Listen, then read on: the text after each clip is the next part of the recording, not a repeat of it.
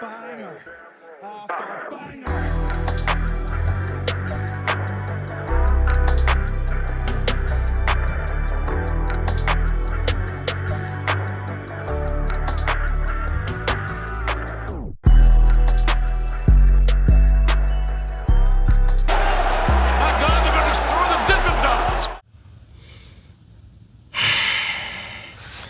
It was supposed to be a special day today, a day of celebration, a day of rejoicing, a day of just an overall great day.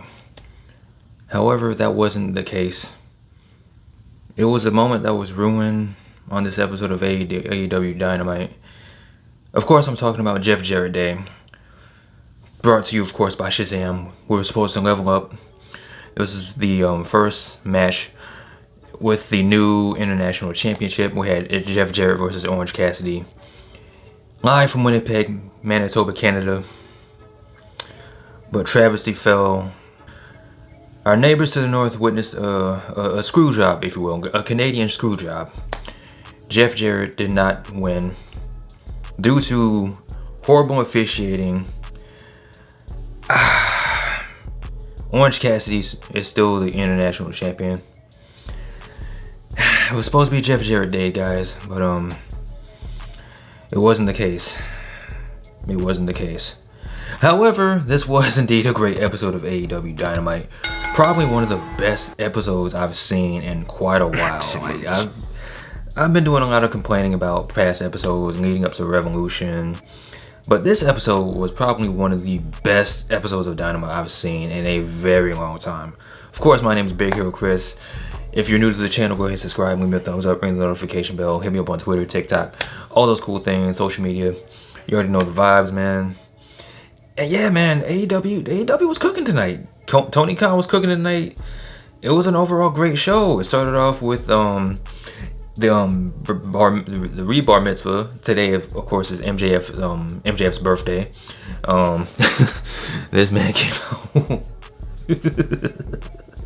This man came out surrounded by women, celebrating the day of his birth. Live in Canada, he of course buried the Canadian crowd, buried Bret Hart, put over Shawn Michaels, you know, typical MJF stuff. And before MJF could really celebrate the day of his birth, Jungle Boy came out, and then Sammy Guevara came out, and then Darby Allin came out. Now, if you've been following AEW since about day one or so, you know that these four men have been slated as the four pillars of AEW, like the current and future of the company, and some people would even consider the future of pro wrestling. So basically what this was all four men making their case as to why they should face MJF to be AEW champion. All three men pretty much said that, hey, we want to be AEW champion. And they made their case, pretty much crapped over MJF's legacy, pretty much said this dude's like a cheap heat merchant. And this is an overall great segment from all four men. And real quick, I gotta talk about the fact that MJF had a hat that's way better than Jake Hager's hat. Sorry, purple hat. Also, this dude took off his sunglasses and he looked like Red from Friday. Not a good look. MJF, Bryan Danielson messed you all the way up. And as this promo was going on, this led to a big brawl between all four men. MJF landed in his cake. Peak Sports Entertainment. Pretty fun segment. I don't know if this is gonna be like I don't know. I hope this ultimately leads to a fatal four-way between all four of these dudes, because like I said, these are the four pillars of AEW. Throwing out a lot of shots, not just at each other, but at their co-workers. So who knows where this is gonna go? Hopefully fatal four-way. Next up, we had a trios match between the Blackpool Combat Club and the Hangman and Page with the Dark Order, with returning Stu Grayson, who was from Canada. So it makes sense why he would pull up, help out his Dark Order's boys. And if it wasn't clear last week, it's definitely clear now. The Blackpool Combat Club are full-blown bad guys, straight up assholes, straight up heels, using dirty tactics, not just wrestling in an aggressive style. They're just flat out cheating right now. Wheeler Yuta hit Hangman in the back of the head with a ring bell. All 3 members of the Blackpool Combat Club went on to just destroy the remaining members of the Dark Order. Jon Moxley won with the Bulldog choke. After the match, he wouldn't let go of the choke. Yeah, man. Blackpool Combat Club, they're all in. They're heels. They're full-blown bad guys right now. Even throughout the night, you saw the Blackpool Combat Club be like still fighting with the Dark Order and Hangman. Like, you saw them in the back just fighting, and I'm assuming that these dudes have been fighting for a whole 2 hours. I don't know why, but this will come into play later when we talk about the main event.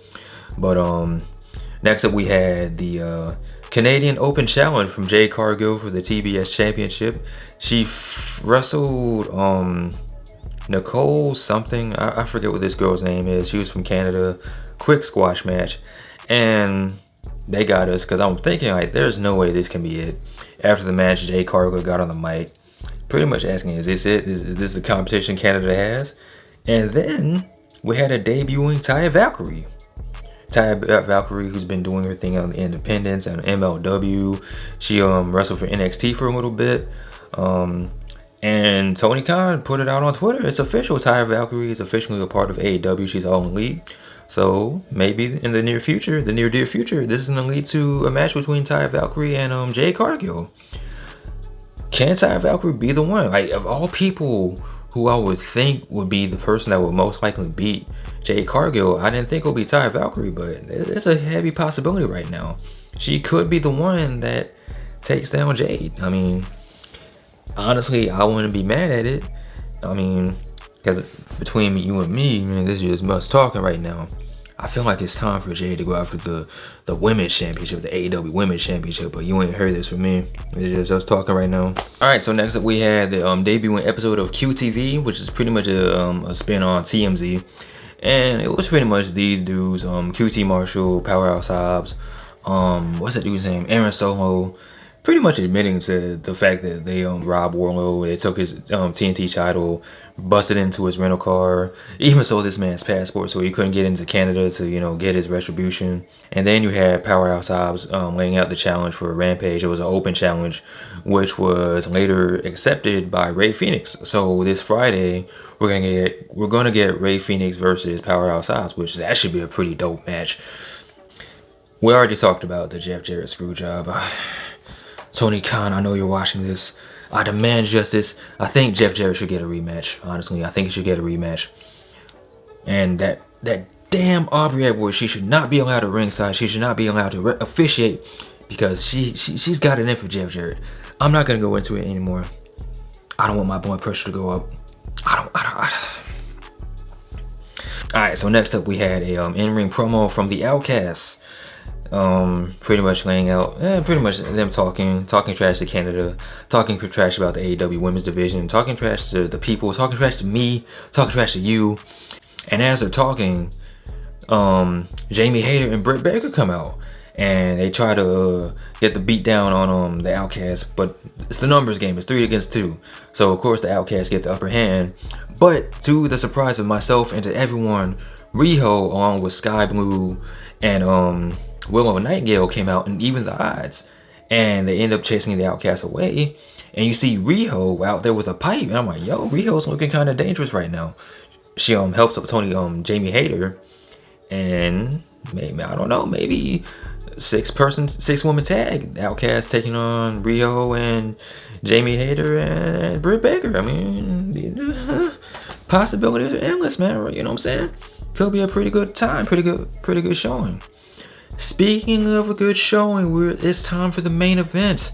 The Trios tag team titles are on the line as the House of Black take on the Jericho Appreciation Society and the Elite. The Elite. And this was an awesome match. You had the homecoming of Chris Jericho and Kenny Omega, both of which are from Winnipeg. And this was a really fun match. A whole lot of flips and knees and dives and posing from the Jericho Appreciation Society. And as I mentioned earlier, they had one part where they cut to picture-in-picture, and you saw the Blackpool Combat Club fighting with the the Dark Order and Hangman, and it's like, damn, what's going on with them? And as the match is going on, you know, more fisticuffs. Great showing from all these men. Overall, great match. House of Black won. There was one part where Chris Jericho hit Brody King in the face with the baseball bat, and I'm thinking, is Tony Khan about to give the Jericho Appreciation Society the Trios Tag Team titles? He didn't. House of Black ended up winning with Dante's Inferno.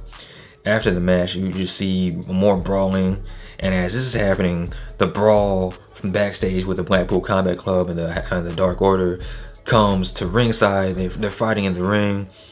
Everybody clears out the ring. You see Hangman rolling in the ring by himself. Blackpool Combat Club gets in the ring. Looks like they're about to put the beat down on Hangman, and then the Elite step in. They come to the aid of Hangman Adam Page. Could this be the mending of fences that we heard from Hangman? Could this be the return of the Elite in full force? Could we get more friendship lore? It's looking like it's going that way, fellas and ladies. So, I don't know, man. This was a good episode of Dynamite. A lot of good stories being told, a lot of good action. I feel like if Dynamites are going to be like this going forward, AEW doesn't have anything to worry about. I was kind of starting to fall off with AEW a little bit, but this is an overall good episode. Rating definitely gets an honorary W. Great episode all around. I enjoyed this. I really enjoyed this episode of Dynamite, man.